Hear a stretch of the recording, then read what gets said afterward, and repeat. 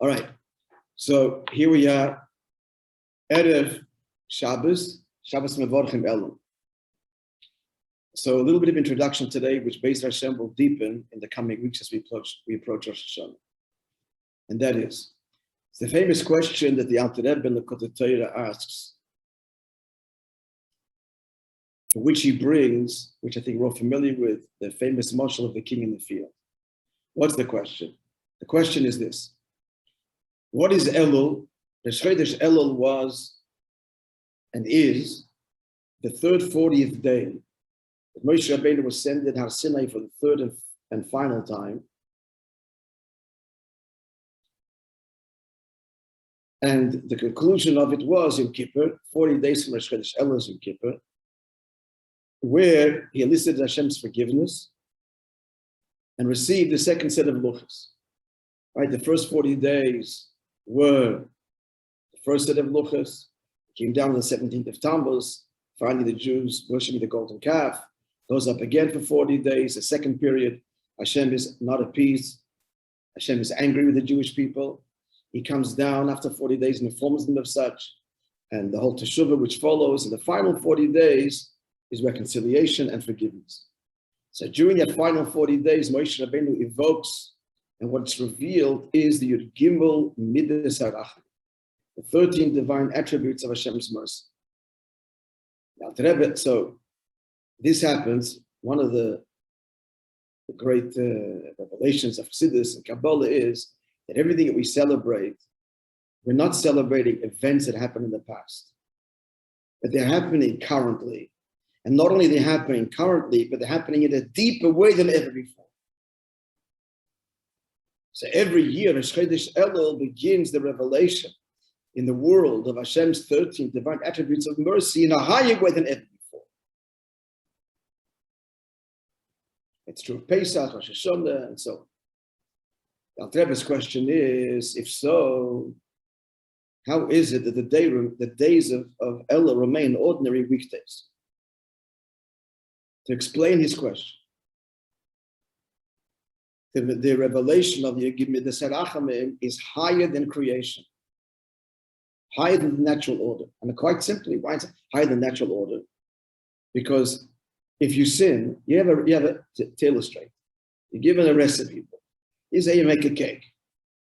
You follow the recipe, you produce a cake or the bread. What happens if you don't? You mess up the recipe. It's the end of this one. You can't rectify that. Good. You can learn from your mistake, and God willing, Hashem grants life. The next cake, the next bread you'll make properly. You can't redeem the past.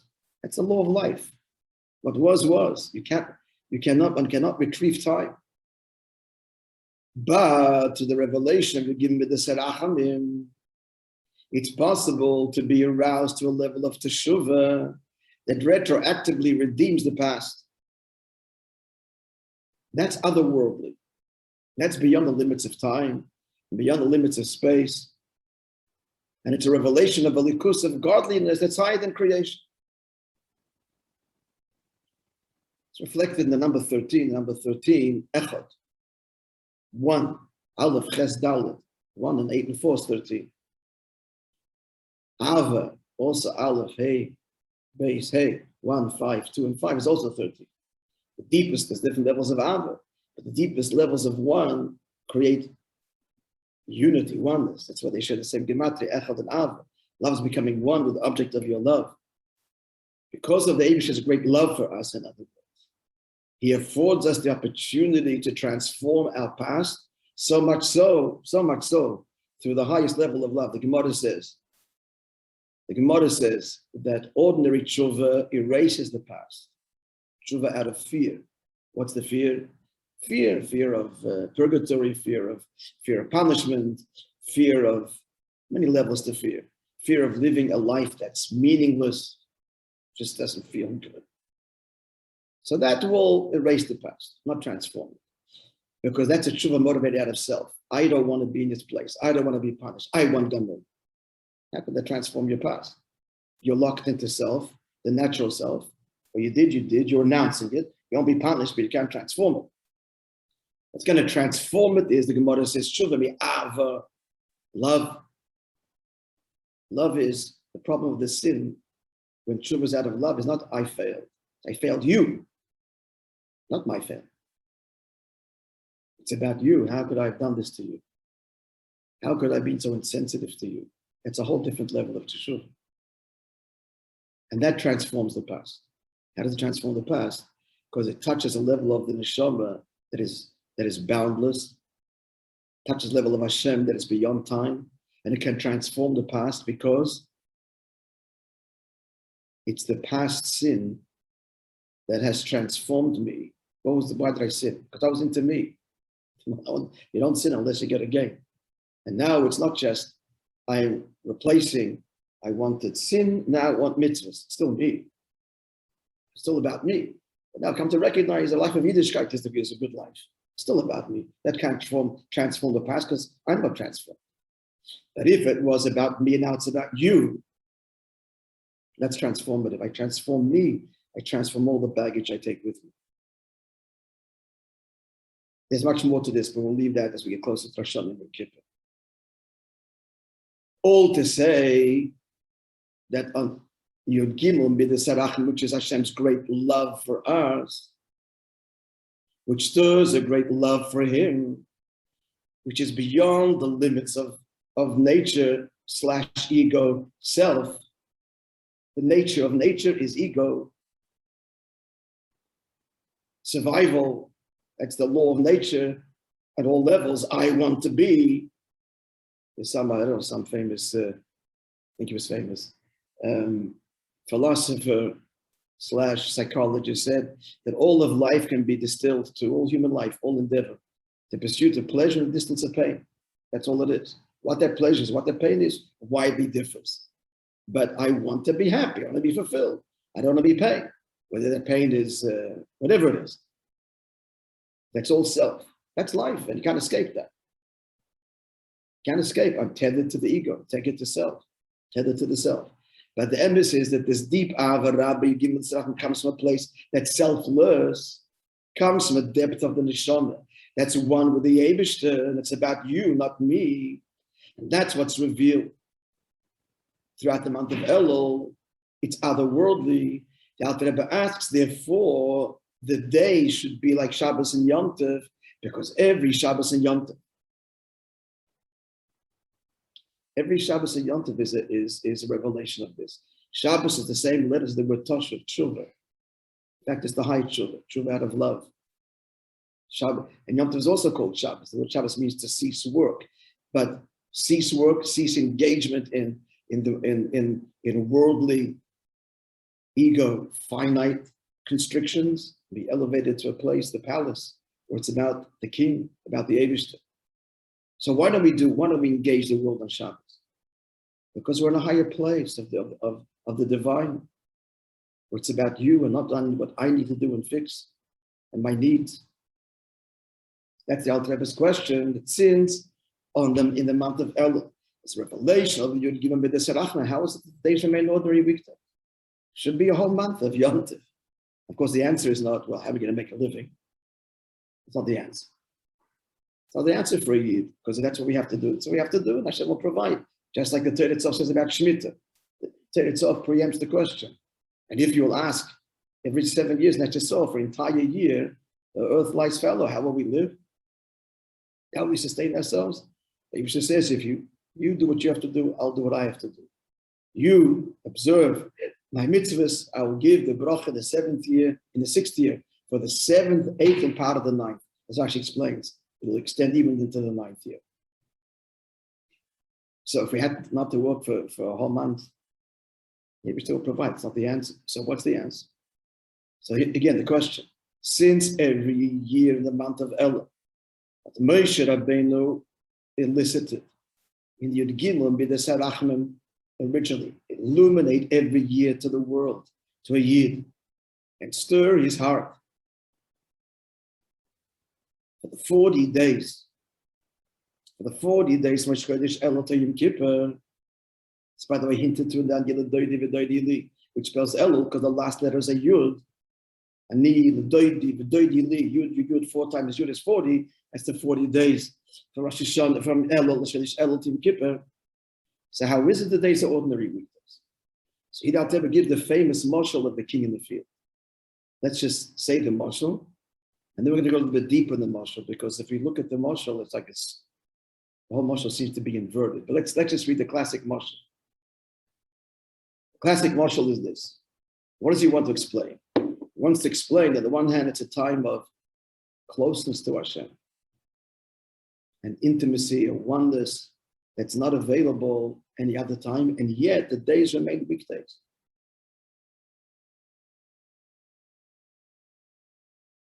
So what's the Marshal? The Marshal is this.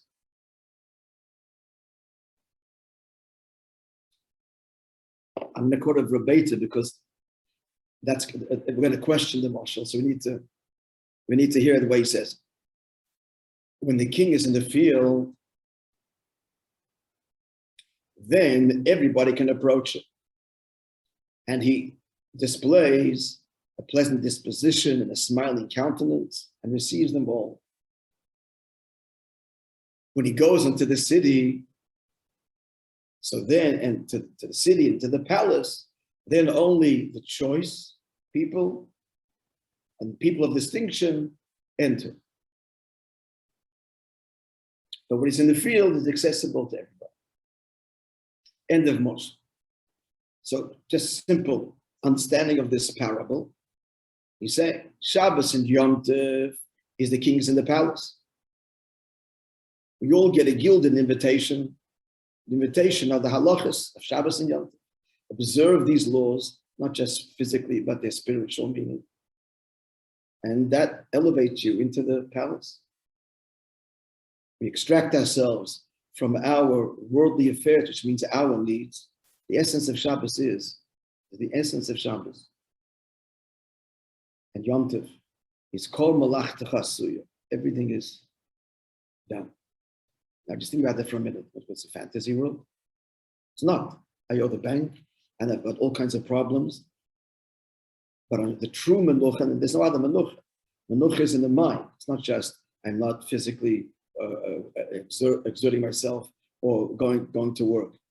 The true menucha is in the mind. How does a person achieve that?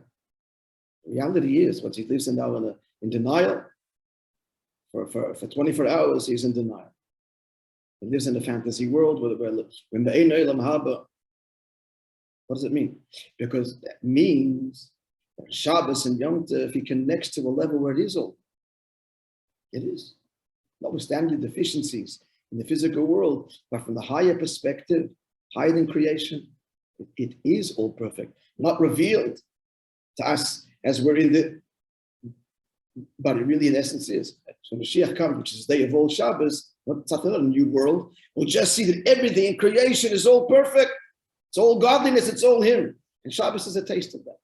It's not a denial. On the contrary, it's a deeper truth. Which then Mashiach will come, retroactively we'll see that that's how it was all along.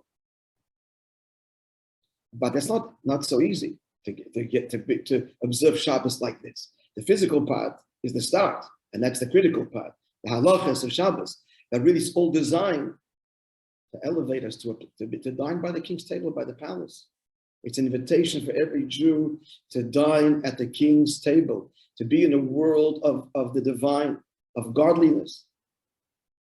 Just to explain, the Masechta Shabbos begins with, you all know, the halacha, the prohibition of carrying from an enclosed domain to an open domain. The Gemara asks, Chassidus asks, why start with this halacha?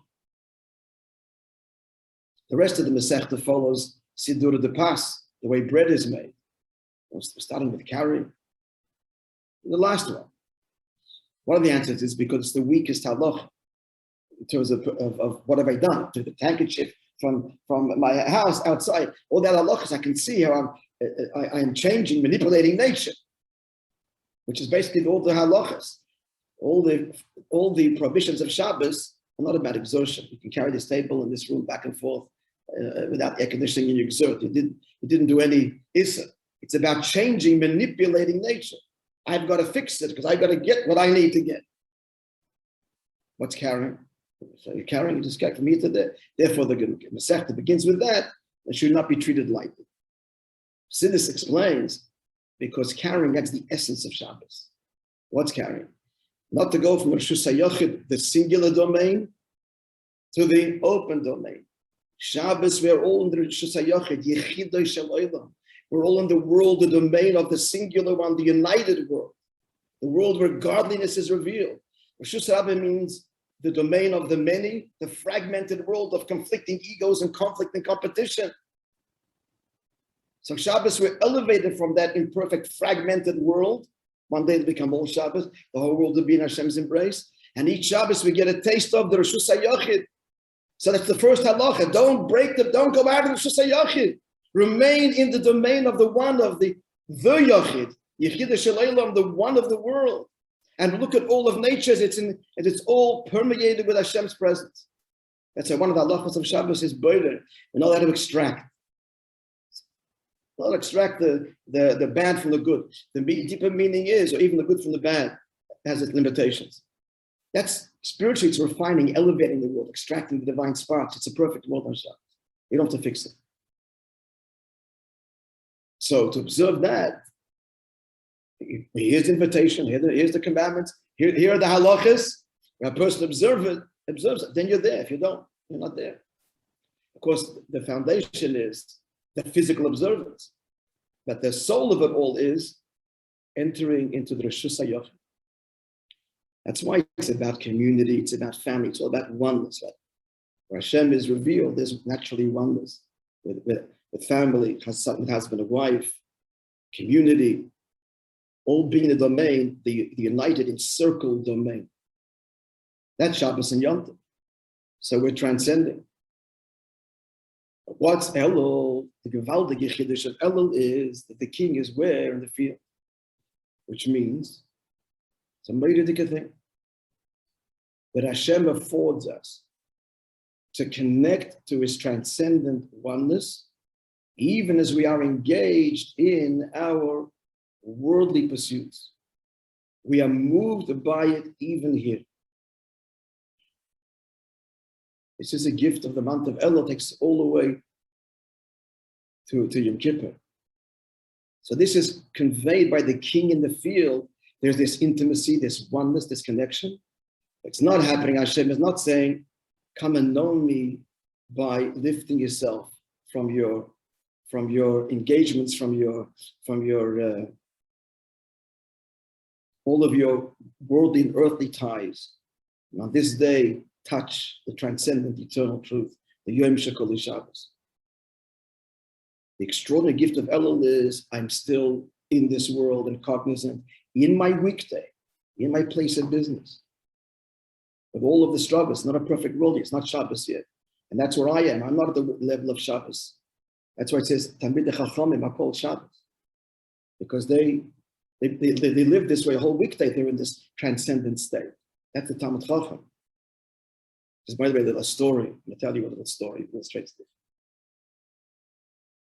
It's a beautiful story that the Talmidei Hamagid, the teaching Magid's Talmidim, they wanted to test, I think I once told you, they wanted to test themselves like this. Are we really feeling Shabbos? Or what they're really feeling is we change our clothing, we go to the mikveh, it's all this external stuff. That the nusach changes, the nigunim, maybe even the aroma of the gefilte fish wafting, of the chicken soup in the house. That's what we're feeling. Are we really feeling Shabbos? You feel different, but are we fooling ourselves? And that's like, it's a critical question for them. Because if we're fooling ourselves, then the whole foundation is rotten. They said this time, make an experiment.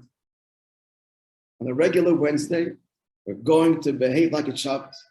We're going to go to the mikveh in the afternoon, stop work. We're going to come to shul. We'll daven ma'ariv with the nigunim of Shabbos. We'll sit down to a Shabbos meal, and we'll see if we feel like it's Shabbos, and we'll know that we're fooling ourselves. And Gewalt, that's what they did. And lo and behold, They're feeling uplifted and inspired like it's Shabbos. So they came to the Maggid, the Rebbe, where the whole foundation is a lie, a delusion. Now, you just pick up the phone and hit the number 6, someone's trying to get in, and that is hit the number 6, and that opens the door for them. Yeah, shkoyach. Thank you, David. And so, of course, they were broken and crestfallen because the worst is such a terrible sin to fool yourself. It's not even listed in the Avedas because it's foundational. Foundational is to be honest. So the Maggid said to them, no, when does you feel Shabbos? He said, I want to tell you, he said, you remember when you were sitting down there to the meal davening, a guest had come. And he just joined you. And he was an emes at Talmud Chacham, and Talmud Chacham is called Shabbos. And therefore you were feeling his aura. And the emes says, end of story. The emes said they're also Shabbos, but it's all relative. It's all relative. For their Shabbos has to be even higher than their weekday state. And all to say, I don't know if they tried it again to see or not, probably not. The Maggid said that, so this is what it is. So just show that it's also all relative, this Shabbos state. It's not one level. It's all individual, each one according to his level. What's a weekday for the other, Shabbos for another person, and so on. The weekday state. So all to say that the Chiddush, the tremendous gift of Chodesh Elul is that Hashem brings to us, gives us, in other words, in the month of Elul, we can be in the middle of the deal and the whole thing. There's a stirring. There's a longing, there's a stirring for a connection to Hashem, that Hashem stirs with us by his mere presence, by his immediacy, by removing the veils, and he stirs us even in our state of being in the field and busy with plowing and sowing, and our hands literally dirty not in a sinful way, but just in a physical way, in making a living. Even in such a situation, which each one is relatively on their level, the king is right here. So normally to feel that, to have that connection, which is a Shabbos and Yamcha, is the least strict avodas and malachas and disconnect and transcend. You got to control what you say, what you think. When you live there, you'll have this, you'll be in the Rishus HaYachid. But here Hashem grants this to us even in our mundane, everyday world. But there is a condition. You got to be in the field, not in the desert. The desert is where there is no productivity at all. The field means a person engaged in a life that is productive, means Gashmis and Baruchnis. You got to leave the desert. Leave the desert and come to the field, which is doable. He's not in a world of holiness, but he's in a world of, he's working, there is effort. Then the Melech is there. The inspiration is there, comes to us this extraordinary way. And then as we'll continue, God willing, our future discussion, the king goes back to the palace, we all follow him. The end of the Marshal is Rosh Hashanah, Yom Kippur. It's a whole different level of Rosh Hashanah, Yom Kippur. After having come from this deep connection that happens in the field, which we'll explore further. In the remaining minutes, I just want to address briefly 2 oddities in the Marshal. As I said before, the Marshal is strange. We get the general idea, but the Marshal is strange when we examine it critically. And this is going to turn it all on its head a little bit. The Alter Rebbe says like this: when the king's in the field, so everybody can approach him. He says further, the people of the city go out to the field to meet him and then return back with him, and he goes back to the palace. So in the Marshal, what does he have? He has the king starting in the field and the people in the city who go out to meet the king in the field and then return to the palace. But the Nimshal, the objective of the Marshal, is the other way around. We are in the field and the king's in the palace, and here is a special time when the king comes to us. So it should have started like this. The scene should open up. First scene, people in the field, king in the palace, Elul. He's now come to the field. He has the whole scene, the whole Marshal, the opposite. The opening scene is king in the field, people in the palace leaving the field to go to connect them, then going back with them to the palace. It's all very strange. Okay, just very briefly. Very briefly, the answer is, why is the king in the field? The field again represents this physical world, because ultimately, Hashem's desire is that we transform this physical world, the Reshus HaRabim, and make it Reshus HaYochid. The domain of the many, the natural world, nature, make this world a home for God. Bring the unity where there's division and multiplicity. That's his whole desire. His Avodah Baruch Hu, God desired, says the Medrash, we make this world a dwelling place for him. And since that's his essential desire, that's the deepest connection is. So the king is starting off in the field. Now the people come from the city. To elaborate further, just the general idea, meaning, why are we responsive? The king's in the field. How can we feel this? Because the neshama, which is the people, we come from the world of ruchnius, and therefore we respond to it, even if not on a conscious level. We respond to it because that's where we come from. So because they come from the palace and they come from a place where they felt the neshama feels the presence of Hashem. So when Hashem makes that closeness available, even as we are in physical bodies, there's a deep part of us that is responsive to that because we come from a place of closeness. And if we respond to that closeness. So that's why the Marshal has the people coming from the city to the field. Why do they feel the king in the field? Because they come from a higher place. And why does he have the king starting off in the field? Because this is where he wants to be. Make the palace here, in other words. Transform this world ultimately, which is going to be the final objective, the whole world being Shabbos, even the natural world.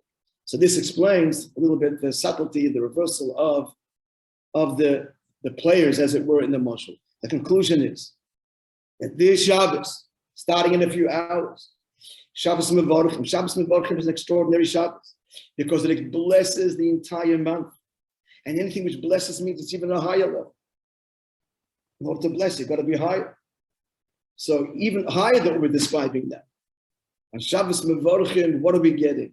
We're getting the empowerment, we're getting this great gift of the king coming to the field. All that's required is be in the field, be in the game to try and be productive, but put down the shovel for a second, for one moment, and realize, open your eyes, the king, the Eibishter himself is standing right here, and what? Showing his great love for us, that notwithstanding all of our failure and wrapped up in self that we may have been till now, Hashem his love is unchanging and even deeper, and says, my child, I want to be one with you.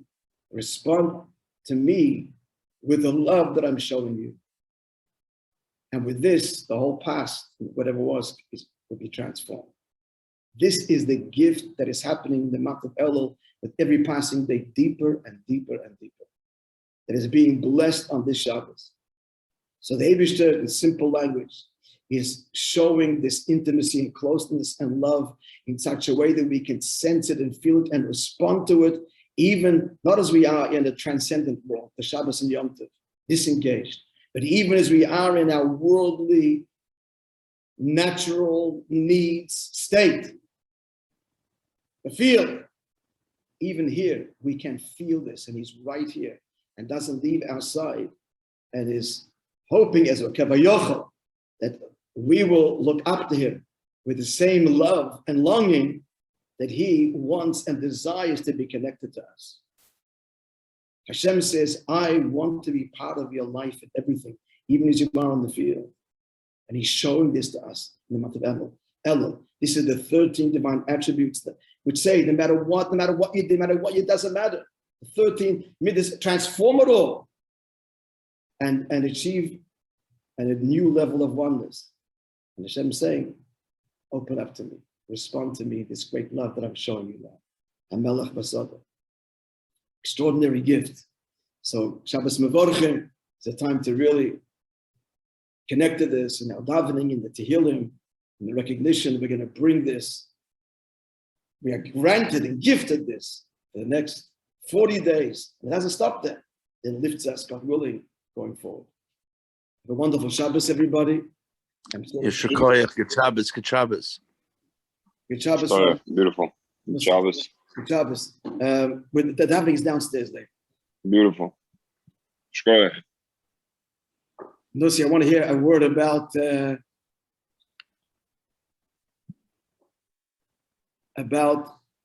Shabbos, last Shabbos. With last Shabbos, I wasn't there. But you talking about the Shabbos in New York or the Shabbos my parents were up north? Shabbos your parents. I mean, it's like that's Two Shabbos in ago. Yeah, it was beautiful. Yeah, it was beautiful. Thank God. it was really nice. Was gelernt mit them or the? Nine. Did I learn with him? No, I did not. But I heard what he had to say by the meal. But it was really nice. I did want to learn with him, but Mashal's Kimmel, I guess. Can I know how that? I mean, anybody, how do you do that? Anyway. Yeah, exactly. Everybody was there. There was a lot of kids. Everybody was running around, jumping around. That was nice on its own. But the davening was very nice. There's no rush. Nobody shoots out. You know, it's beautiful. Some brother-in-laws were complaining. Some were very happy. You know, so yeah, that was nice. Shabbos night, I think we ended the meal at 2 a.m., which was very nice. Shabbos early. I think we started at 7 o'clock. We took in Shabbos, so it was nice. It was very nice. Matzah Shabbos, Shalashidus, I think Badazman, and we finished 30 minutes or 40 minutes after Rabbi Tam. The nice thing about Shalashidus, we ate outside, so it's almost in the forest halfway, and it's so nice. It was really, really nice. Hashem Stirs, you know, yeah. So, and it gets dark. The sun's setting. You see the sunset, yeah. Only Zmiris, but no gesing, and it was really, really nice. It was that's really what it was. Your father used the same language, the Hoib and the Shabbos. Yeah, you can't whatever fits your boat, you can do. And the lernen kannst du lernen, and the singen kannst du singen, the schreien Abba in the Wald kannst du das auch verdienen. You know, it depends welche cipher you're in the mood to follow. But it's really, really nice. Not a shame. We'll see how fast it will happen. Again, that is up to my wife. But other than that, you can ask her how it was. You know, I think she really liked it as well. But it's a lot. I'll tell you what, it is a lot because there's a lot of kids. There's a lot of people. It's a lot to handle for her. I mean, for me, I can handle it. Doesn't bother me. But I understand her. I totally get it. It was very nice. Thank God we were able to have it, and everybody was happy. There was no fights, no arguments, and you know, between sisters, we're 7 sisters in my family, so Alamo Kenzan Epis. Doesn't take much. It doesn't take much. I'm sure you know. So thank God. Everybody knows that, yeah. Yeah. Yeah. One thing. The nice thing is, we can all 5 in the plots. That's the nice thing, you know. There's a reason why Hashem brought it to me. There's a reason why I bought it, and I guess can malas on the lift, the air, whatever it is, the house, the walls, everything, the whole area. Yeah. So why not? Beautiful. When are you coming back? What's Shabbos? You said. I'm coming back. No, Monday. Sometime Monday. Oh. Whenever, yeah. Sometime Monday when they decide that we're going, we're going. Yeah. How's your son feeling? He's okay? Yeah. You know, everything's going according to plan. The kid is, it shouldn't, you know, that's the end of it. It's anywhere else. It's a little recovery. Yeah, it's good we went. Thank God. Beautiful. It was fine. So a wonderful Shabbos. Yeah. See you next Friday, if not before. And you're doing work. You're there for work. I'm working a little bit, but I'm trying to spend as much time as I can with my kids. That's the most important. I learned over the years to delegate a little bit more, so I'm able to take a little bit of time with them. That's the key. Nothing more precious for me and for them. Yeah. Yesterday we were in the water for 20 minutes, 30 minutes in a row with each child in the ocean. They loved it. It's priceless for me. Worth it, the whole trip for that 20 minutes.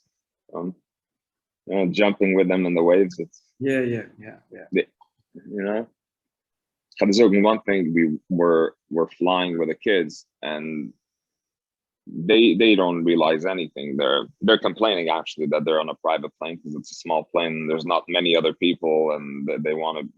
So I told my wife this in Zemerazo in the Eibishter's Welt, you know, we have everything and we're still complaining. We don't even realize what we have.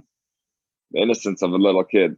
That's Same a good, thing it's a good in the Marshal. hotel. I took them we took a big boat on Sunday, a large yacht, 5 bedrooms, 3 stories, stewardess, food, everything, jet skis. We went out in the open ocean. We parked. We went in after all the way to the end of Miami.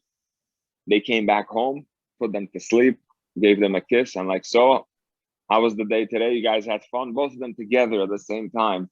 Today was the worst day ever. I said, Baruch Hashem, yeah? They're healthy kids. It's the same thing. We're little complainers in Hashem's world. We're the little kids in His world. We don't recognize. We don't see what it is. It's a good Marshal. Yeah. Anyway, fine. Shkoyach, have a wonderful Shabbos. Have a good Shabbos. Next time, all the best. Bye. Fine.